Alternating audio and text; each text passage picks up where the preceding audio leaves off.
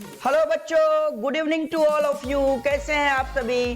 तो मैं आ गया हूं अमन सर आपके लिए आज लेक्चर 36 लेकर के। और जैसा कि आप सभी को पता है कि मैं करंट इलेक्ट्रिसिटी के क्वेश्चंस, ऑब्जेक्टिव क्वेश्चंस को डिस्कस कर रहा हूं जो आपके एग्जाम पॉइंट ऑफ व्यू से बहुत इंपॉर्टेंट है।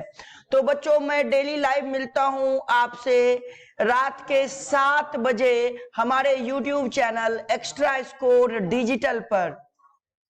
जो भी स्टूडेंट्स आज हमारे वीडियोज को पहली बार देख रहे हैं, मैं उनको बता दूं आज 36वां लेक्चर है। इससे पहले हमने 35 लेक्चर वीडियोज हमारे YouTube चैनल पे अपलोड कर दिए हैं। तो आप लेक्चर 1 से फॉलो करिए चीजों को, क्योंकि हमने जो चैप्टर को ब्रेक किया है एक सीक्वेंस में, टॉपिक वाइज ब्रेक किया है और उसके अकॉर्डिंग हमने वीडियोज बनाई है जिससे कि आप चीजों को आसानी से समझ सकते हैं।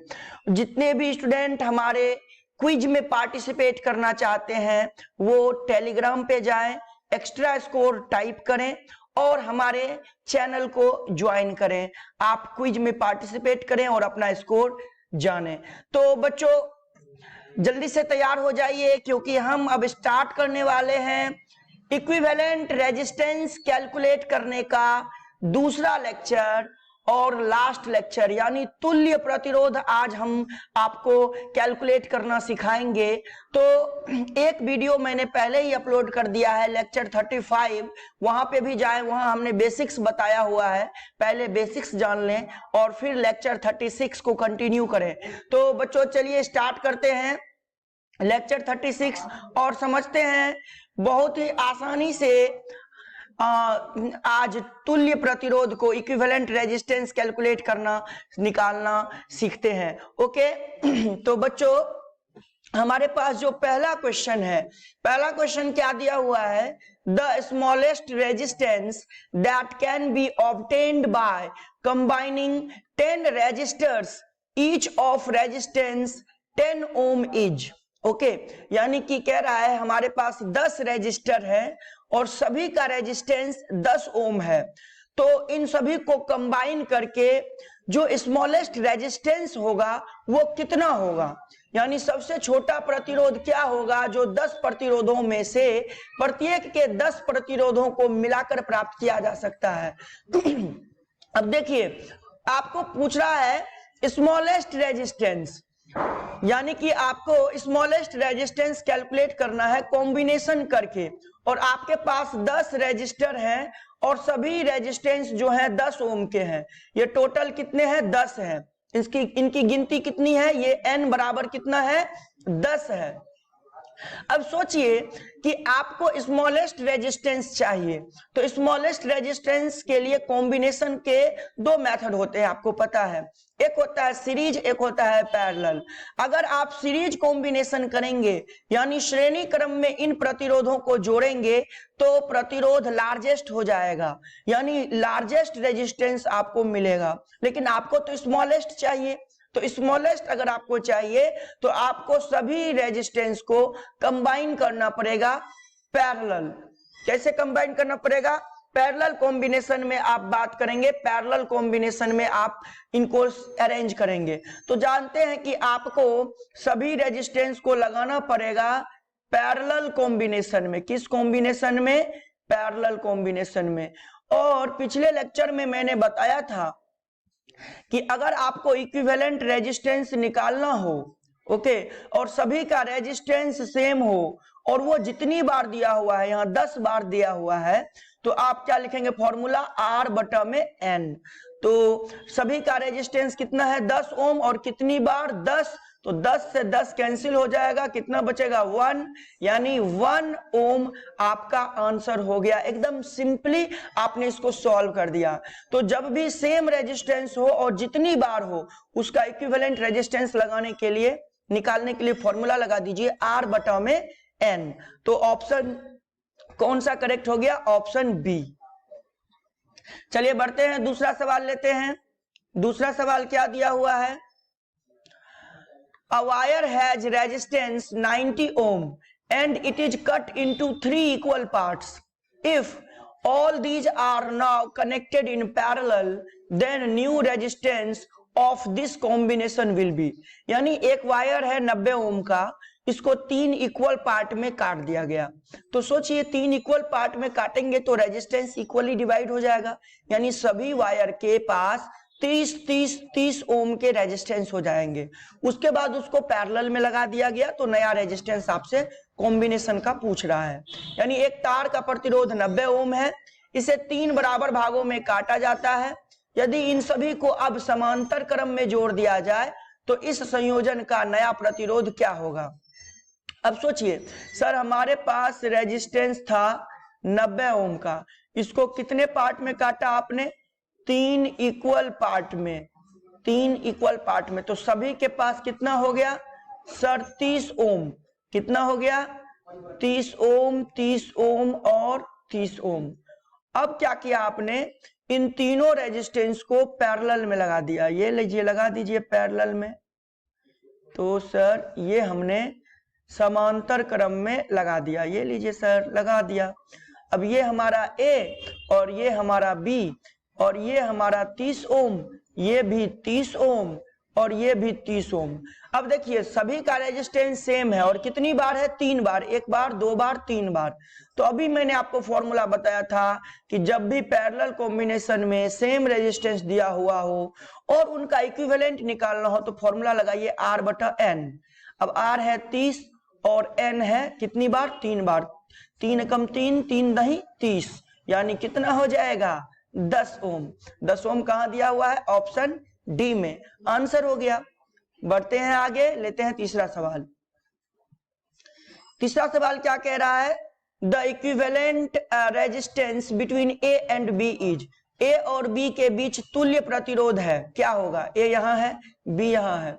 सिंपल सी बात है सर, ए से करंट को फ्लो करा देंगे। ये लीजिए सर, करंट जब गया तो इसमें बट जाएगा I1 और इसमें हो जाएगा I2। यहां पे आकर के फिर से बन जाएगा क्या, I करंट बन जाएगा, फिर से इसमें जाएगा I3 और इसमें जाएगा I4। हो गया। अब देखिए ये वाला 2 ओम और ये 2 ओम, दोनों में करंट बट गया, यानी पैरेलल में। किसमें, ये दोनों पैरेलल में, पैरेलल में है तो इन दोनों का इक्विवेलेंट क्या होगा, यानी R डैश क्या होगा। तो दोनों का रेजिस्टेंस सेम है, देखिए 2 ओम 2 ओम। तो अभी मैंने फॉर्मूला बताया R/N, यानी 2/2, यानी इन दोनों से मिलके बन गया 1 ओम। अब यहां देखिए, जो इस 1 ओम में जाएगा करंट वही इस 1 ओम में जाएगा, यानी सेम करंट गया तो सीरीज में।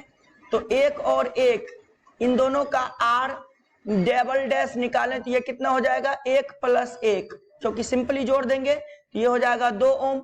उसी तरह जो इस रेजिस्टेंस में जाएगा करंट वही इस रेजिस्टेंस में जाएगा, इसका मतलब दोनों सीरीज में है। तो 1 + 1 ये भी कितना हो जाएगा, 2 ओम। अब सोचिए ऊपर वाले 2 ओम में, ये जो 2 ओम है उसमें I1 करंट गया और नीचे वाले 2 ओम में गया I2 करंट। इसका मतलब दोनों 2 ओम जो है ये तो पैरेलल में हो गया। अगर ये पैरेलल में हो गया तो इन दोनों 2 ओम की वजह से जो R डबल डैश निकाल चुके हैं, R ट्रिपल डैश जो होगा वो कितना हो जाएगा। तो सर 2 ओम और कितनी बार, ऊपर में और नीचे में, यानी 2 बार। तो 2/2 कट गया, यानी बचा 1 ओम। अब सोचिए यहाँ पे ए है, ए से चला, एक रेजिस्टेंस बचा 1 ओम, फिर आगे गया, फिर से एक रेजिस्टेंस बचा 1 ओम, और यहाँ पे बी है। अब देखिए जो करंट आई यहां से गया वही करंट इसमें भी जाएगा, यानी दोनों में सेम करंट। तो किसमें है ये सीरीज में। ये किसमें हो गया, सीरीज में। सीरीज में है तो अब आर इक्विवेलेंट निकाल लीजिए ए और बी के बीच, दोनों को जोड़ दीजिए 1 + 1, यानी कितना हो जाएगा 2 ओम। 2 ओम यानी ऑप्शन सी करेक्ट हो गया। चलिए आगे बढ़ते हैं, लेते हैं चौथा सवाल। कह रहा है क्या, A wire of length L is drawn such that its diameter is reduced to half of its original diameter. If the initial resistance of the wire were 10 ohm, then its resistance will be. यानी कह रहा है एक wire है, ये लीजिए, और इस वायर का लेंथ L है और डायामीटर D है। ओके, तो इसका रेजिस्टेंस क्या होगा, पहले फॉर्मूला क्या होगा, अगर वायर का रेजिस्टिविटी रो है तो रेजिस्टिविटी मतलब प्रतिरोधकता, तो क्या लिखेंगे आप, रो इंटू एल अपॉन में एरिया, ये लिखेंगे। और ये हो जाएगा रो इंटू एल अपॉन में एरिया के जगह, चूंकि क्रॉस सेक्शन सर्कुलर है तो उसका एरिया क्या होगा, पाई बटा 4 डी स्क्वायर। ओके, इतना हो गया, पाई बटा 4 डी स्क्वायर। और इसका मान कितना दे रखा है, इसका मान दे रखा है 10 ओम। हो गया क्वेश्चन के अकॉर्डिंग। अब कह रहा है कि इस वायर को खींचा गया इस तरह से कि डायमीटर जो है वो आधा हो गया अपने ओरिजिनल डायमीटर का, यानी कि नया डायमीटर जो है वो आधा हो गया है। तो हम जानते हैं, हमने आपको बताया था कि वॉल्यूम जो रहता है वायर का वो तो कांस्टेंट रहता है। तो वॉल्यूम का फॉर्मूला क्या होगा, एरिया गुना लेंथ, ये कांस्टेंट रहेगा, ठीक है, यानी नियत रहेगा। अब एरिया को क्या लिखेंगे सर, पाई बटा 4 डी स्क्वायर गुना एल, और नया वाला क्या होगा सर, पाई बटा 4 डी डैश का स्क्वायर गुना एल डैश। हो गया, पाई बटा 4 से पाई बटा 4 को काट दीजिए, ये हो जाएगा डी स्क्वायर गुना एल, और डी डैश का मान दे रखा है, ये देखिए डी बटा में 2, तो यहाँ हो जाएगा डी स्क्वायर बटा में 4, क्योंकि डी बटा 2 का स्क्वायर हो जाएगा तो डी स्क्वायर बटा में 4 और गुना एल डैश। अब यहाँ से डी स्क्वायर कट गया तो एल डैश का मान हो जाएगा 4L। ओके, अब नया वाला रेजिस्टेंस हम लोग निकालते हैं। तो नया वाला रेजिस्टेंस आर डैश जो होगा, चूंकि वायर चेंज नहीं हो रहा है तो रो ही रहेगा, लेंथ हो जाएगा एल डैश और एरिया हो जाएगा ए डैश। ठीक है, अब देखिएगा ध्यान से, यहां से ये हो गया रो, एल डैश के जगह आप लिखेंगे 4L और ए डैश के जगह लिखेंगे पाई बटा 4 डी डैश का स्क्वायर। अब डी डैश के जगह डी बटा 2 है, ये हो जाएगा डी बटा 2 का स्क्वायर। हो गया। अब देखिए यहां पर इस चीज को हम लिखेंगे रो एल बटा पाई बटा 4 डी स्क्वायर को बाहर कर लीजिए, ये नीचे वाला जो 2 है 2 का स्क्वायर होगा 4, 4 ऊपर जाएगा पलट के और ऊपर वाले 4 से गुना हो जाएगा तो बन जाएगा 16। अब ध्यान से देखिए बच्चों, रो एल बटा पाई बटा 4 डी स्क्वायर को आपने बोला था 10 ओम, यानी रो एल बटा में पाई बटा 4 डी स्क्वायर को 10 ओम बोलेंगे। तो यहां से आर डैश बराबर क्या हो जाएगा, 10 गुना 16, 16 गुना 10 कितना हो जाएगा, 160 ओम, यानी ऑप्शन डी करेक्ट हो जाएगा। है ना, आसान सा सवाल है। कॉन्सेप्ट अगर जान रहे हैं तो हार्डली आपको 1 मिनट लगेगा सॉल्व करने में, उतना भी नहीं लगेगा अगर आपका स्पीड फास्ट है तो। चलिए फिलहाल हम आगे बढ़ते हैं, लेते हैं अगला सवाल। 5वां सवाल देखिए, 5वां सवाल में क्या कह रहा है, a wire of resistance 1 ohm is elongated by 10%. The resistance of the elongated wire is। ध्यान रखिए बच्चों, आपको वायर का रेजिस्टेंस दे रखा है कितना, 1 ओम, और वायर का रेजिस्टेंस दे रखा है 1 ओम, और जो नया लेंथ है, नया लेंथ वो 10% से बढ़ गया, 10% से बढ़ गया, यानी उसको लिखेंगे L प्लस, यानी पहले ओरिजिनल लेंथ L और इसको लिखेंगे 10% ऑफ L, यानी ये कितना हो जाएगा L प्लस 10%, यानी 10 बटा में 100, और गुना में क्या लिखेंगे आप, L। तो 1 0 से 1 0 कट गया, L प्लस 1/10 हो जाएगा 0.1, 1/10 कितना हो जाएगा 0.1L, यानी ये बन गया आपका 1.1L, यानी नया लेंथ जो हो गया वो हो गया 1.1L। ओके, अब आपको कह रहा है resistance of the elongated wire is. अब आपको पता है कि सर R बराबर होता है रो L बटा में एरिया, ये होता है रो L बटा में एरिया। तो सर ये कितना दे रखा है, ये 1 ओम के बराबर दे रखा है ना, ये कितना दे रखा है, 1 ओम के बराबर। अब नया वाला रेजिस्टेंस, नया वाला रेजिस्टेंस चूंकि वायर चेंज नहीं हुआ तो लिखेंगे रो एल डैश बटा में ए डैश। अब सोचिए बच्चों ध्यान से कि चूंकि वायर का वॉल्यूम सेम रहेगा अभी के तरह, तो यानी कि A इंटू एल बराबर ए डैश इंटू एल डैश। अब सोचिए A के जगह A लिखिए, L के जगह L, ए डैश निकालना है और एल डैश की जगह 1.1 एल, एल से एल खत्म, एल से एल खत्म, यानी ए डैश का मान कितना हो गया, ए डैश का मान हो गया ए बटा 1.1। तो चलिए यहां रखेंगे रो के जगह रो, एल डैश के जगह हमने क्या निकाला 1.1 एल, तो यहां लिखिए 1.1 एल, और ए डैश के जगह हमने क्या निकाला सर ए बटा में 1.1, यानी ये देखिए रो एल बटा में ए और नीचे वाला 1.1 ऊपर वाला 1.1 से मल्टीप्लाई होगा तो ये बन जाएगा 1.21। अब यहां ध्यान दीजिए कि रो एल बटा ए का मान 1 ओम है, रो एल बटा ए का मान 1 ओम लिख देंगे तो नया रेजिस्टेंस अब आने वाला है हमारा। तो यहां से जो हमारा नया रेजिस्टेंस है इसका मान रखेंगे 1 और मल्टीप्लाई बाय 1.21। ओके, तो कितना बन जाएगा 1.21 ओम, और ये हमारा आंसर हो गया, यानी कि ऑप्शन सी हमारा करेक्ट हो जाएगा। ओके बच्चों, चलिए ये 5वां सवाल था। छठा सवाल में हमें क्या दे रखा है, कह रहा है the current in the given circuit is, दिए गए सर्किट में करंट क्या होगा, यानी हमें आई का मान पूछ रहा है, हमें किसका मान पूछ रहा है आई का। तो सोचिए जब यहाँ पे करंट आई आएगा तो उसको दो रास्ते मिलेंगे, एक इधर एक इधर। जो करंट इसमें गया, मान लीजिए इसमें I1 गया और इसमें I2 गया, तो I1 करंट ही इसमें भी जाएगा, इसका मतलब ये 6 ओम और ये 6 ओम दोनों में सेम करंट गया, तो दोनों किस में हुआ सीरीज में। तो इन दोनों को सॉल्व करेंगे तो 6 + 6 यानी कितना हो जाएगा 12 ओम। अब सोचिए 12 ओम में जो करंट जाएगा वो जाएगा I1 और 3 ओम में जो करंट गया वो गया I2, यानी दोनों में दो अलग अलग करंट गया, इसका मतलब पैरेलल में, इसका मतलब फाइनली ये गया पैरेलल में। तो इसका R इक्विवेलेंट निकाल लीजिए। R इक्विवेलेंट क्या होगा सर, फॉर्मूला होता है R1 R2 बटा में R1 + R2।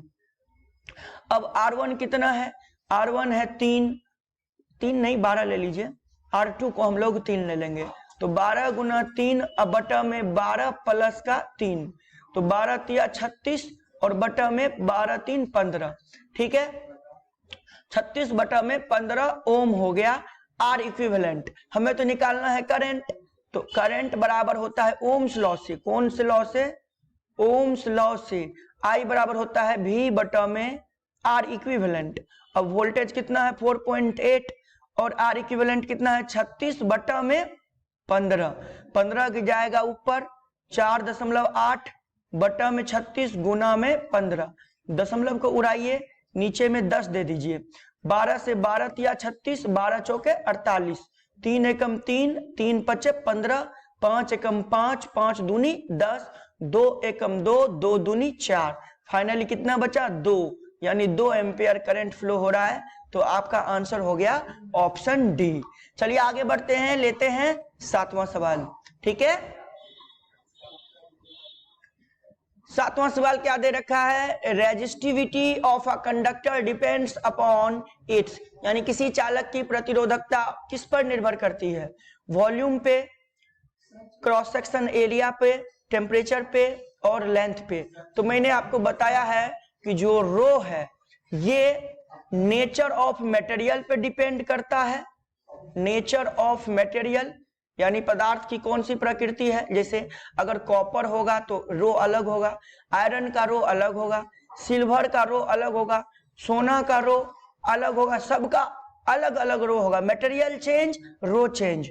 और दूसरा डिपेंड करता है रो टेम्परेचर पे, टेम्परेचर अगर आप चेंज करेंगे तो रो चेंज होगा। ओके, तो आंसर कौन सा हो जाएगा ऑप्शन सी।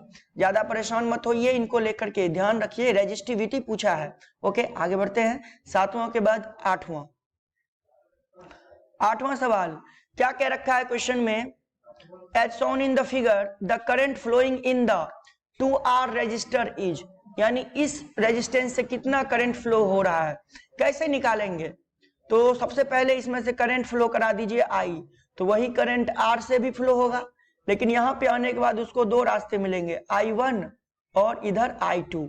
इसका मतलब 4R और 2R ये दोनों पैरेलल में है, तो ये दोनों किस में है पैरेलल में। तो पैरेलल में इक्विवेलेंट कैसे निकालते हैं, तो दोनों को गुना करिए, और दोनों को जोड़ दीजिए तो ये हो जाएगा 8r स्क्वायर और बटा में 6r, r से r गया एक बार में, 2 तिया 6 और 2 चौके 8, कितना बन गया बेटा 4r बटा में 3, ये बन गया।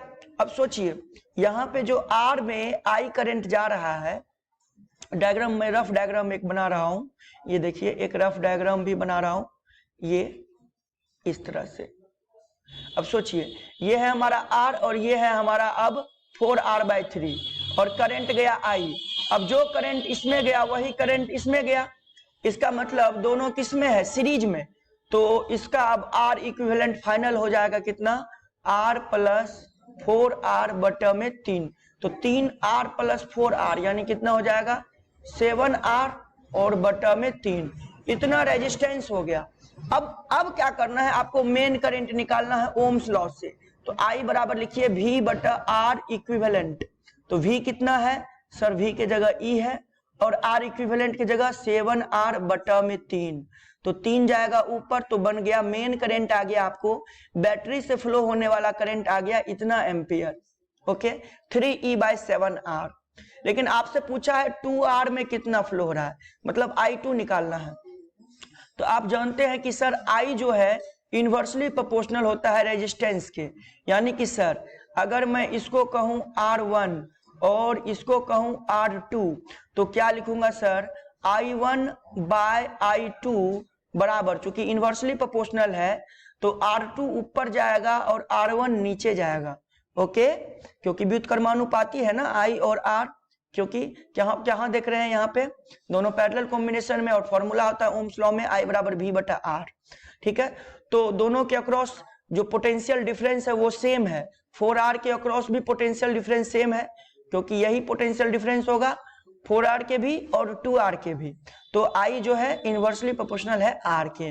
अब डिविडेंडो लगा दीजिए, तो I1 सॉरी आप इसको पलट दीजिए, चूंकि I2 निकालना है, पलट दीजिए तो एक बार, तो I2/I1 बराबर हो जाएगा R1 बटा में R2। अब लगाइए डिविडेंडो, तो I2 बटा में I1 + I2 बराबर R1 बटा में R1 + R2, डिविडेंडो इसको बोलते हैं डिविडेंडो, ओके। अब इसको सॉल्व करेंगे अपन, I2 कैलकुलेट करना है, इसको छोड़ दीजिए, I1 और I2 को जोड़ेंगे तो आपको I बनेगा और I का मान निकाले हैं आप 3E/7r है ना, तो उसको यूज करेंगे बाद में।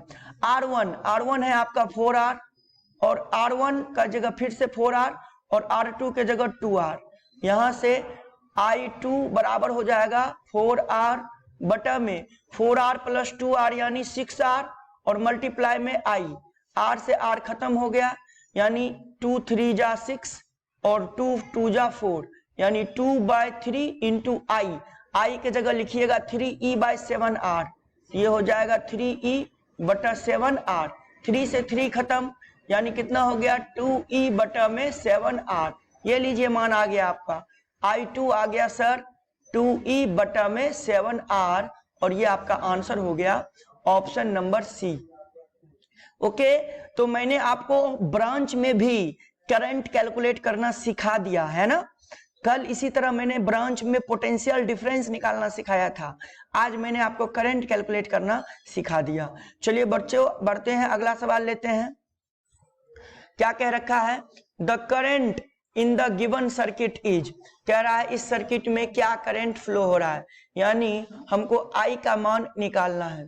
तो सवाल को ध्यान से देखिए, मान लीजिए ये I1 करंट गया तो इस वाले में I2 गया होगा, तो आपको पता है अगर यहाँ A दें और यहाँ B दें तो 3 ओम के अक्रॉस भी A और B है और 6 ओम के अक्रॉस भी A और B है, इसका मतलब दोनों के अक्रॉस पोटेंशियल डिफरेंस यानी विभवांतर समान है, तो हम क्या लिखेंगे, potential difference across 3 ohm equals to potential difference across 6 ohm. Hindi वाले बच्चे लिखेंगे 3 ओम के सापेक्ष विभवांतर बराबर 6 ओम के सापेक्ष विभवांतर, ओके। तो 3 ओम के विभवांतर का फॉर्मूला हमें लिखना है, तो क्या लिखेंगे I1 और इसका नाम दे दीजिए R1 थोड़ी देर के लिए, और इसका नाम दे दीजिए R2। तो I1 R1 ओम्स लॉ से, यहाँ I2 R2। सोचिए I1 का मान कितना है 2 ओम, R1 का मान 3 ओम, I2 का मान निकाल लेते हैं, R2 का मान 6 ओम। अब यहां से I2 का मान क्या हो जाएगा सर 2 गुना 3 और बटा में 6, तो ये तो काट दिया पूरा, यानी I2 हो गया 1 एम्पियर। सर I2 1 एम्पियर, तो हमें तो निकालना है सर्किट का करंट यानी I कितने के बराबर होगा I1 प्लस I2 के।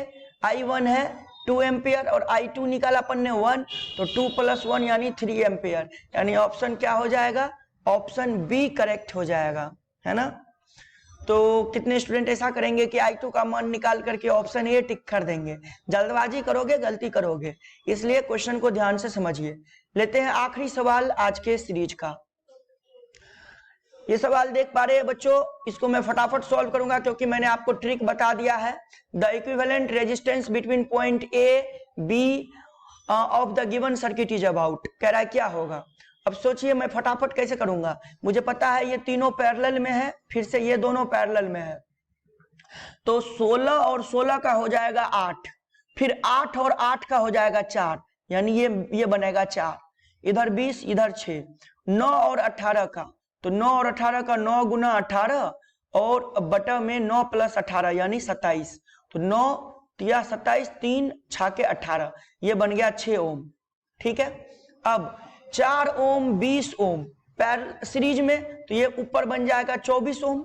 उसी तरह 6 ओम सीरीज में, क्यों, क्योंकि जो करंट नीचे जाएगा वो 6 ओम में सेम जाएगा, और जो करंट ऊपर जाएगा वो 4 ओम और 20 ओम में सेम जाएगा। तो ऊपर वाला सीरीज में है तो 24 हो गया, नीचे वाला भी सीरीज में है तो 6 + 6 12 हो गया। अब 24 और 12 ओम दोनों पैरेलल में, समझिएगा ध्यान से, 24 और 12 पैरेलल में, तो अब R इक्विवेलेंट निकालूंगा, क्या लिखूंगा 24 गुना 12, अब बटा में 24 + 12 यानी 36, 12 एकम 12, 12 तिया 36, 3 एकम 3, 3 8 24, यानी हो गया 8 ओम। 8 ओम कहाँ दिया हुआ है, ऑप्शन बी में, तो हो गया करेक्ट आंसर। जब आप भी इस तरह से फटाफट सॉल्व करना जान जाओगे तो आपका स्पीड बढ़ जाएगा। देखा बच्चों, आपको अगर बहुत लेंथी प्रोसेस में लेके जाते तो काफी समय लगता, लेकिन अपने को तो फास्ट करना है, सही करना है, एक्यूरेट रिजल्ट निकालना है, कॉन्सेप्ट के साथ चलना है। बस आपको कॉन्सेप्ट को रिविजन करने के लिए करना क्या होगा, वीडियो को बार बार देखना होगा। 1 2 बार 3 बार देख लेंगे वीडियो, आपके दिमाग में बातें बैठ जाएंगी। कॉपी लीजिए, फेयर करिए क्वेश्चन को उतारिए, क्योंकि मैं ऑलमोस्ट न्यूमेरिकल भी आपको ऑब्जेक्टिव में समझा देता हूं, ताकि अगर कोई क्वेश्चन सब्जेक्टिव के फॉर्म में भी बने तो आप आसानी से सॉल्व कर पाए। तो चलिए बच्चों, इसी के साथ आज का सीरीज जो है वो खत्म कर रहे हैं। मिलेंगे अगले वीडियो लेक्चर में कुछ नए टॉपिक्स के साथ। इक्विवेलेंट रेजिस्टेंस को मैं यहाँ पैकअप कर रहा हूँ। यहाँ पे इक्विवेलेंट रेजिस्टेंस से रिलेटेड ऑलमोस्ट जितने भी कॉन्सेप्ट थे जो हमारे बिहार बोर्ड एग्जामिनेशन में पूछे जाते हैं वो मैंने कंप्लीट कर दिया है। ओके, तो मैं चाहता हूँ कि आप इनको बार बार लेक्चर 35 एंड लेक्चर 36 इनको बार बार रिवाइज करें और कोशिश करें कि जो है आपका जो कॉन्सेप्ट है वो अच्छा हो जाए। चले बढ़ते हैं और जो है आज का जो सीरीज है इसको हम समाप्ति की ओर लेके चलते हैं। Thank you so much, wish you all the best. आप यूं ही पढ़ाई करते रहिए और जो अपना डेली का रूटीन है उसको कंटिन्यूअसली फॉलो करिए। Thank you so much.